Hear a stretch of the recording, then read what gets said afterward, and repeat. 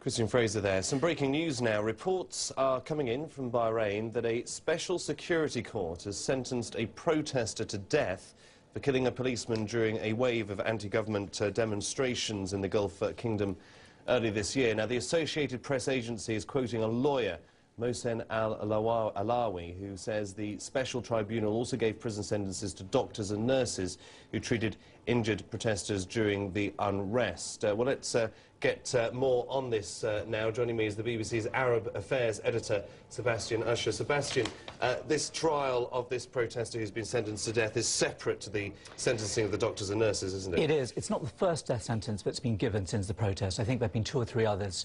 Now, nobody's actually had the death sentence carried out of him in Bahrain for more than a decade. So it would be a major, major shift in the way the government is dealing with this if they did actually carry out the sentence. And obviously it could create a much stronger sense of protest amongst the people who were out on the streets earlier this year.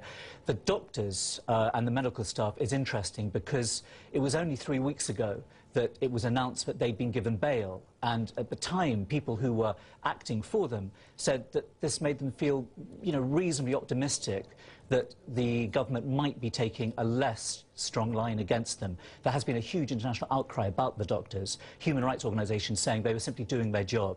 I mean, they were accused by the government in the central hospital in the capital, Manama, of treating the protesters, of siding with the protesters, of having illegal weapons, and of turning people who were not protesters away, turning policemen and turning people who've been injured who were not actually demonstrating away. So the fact that they've now been given sentences from between 5 to 15 years sends a very strong message. And I've spoken again to a human rights lawyer about this, who says that they're quite surprised at this turnaround, that they were thinking that the government was taking a less hard line. It was trying to bring the protesters into the dialogue that they have been pushing the last few months. OK, Sebastian, thank you for that update. Thank you. You're with BBC World News. Still to come.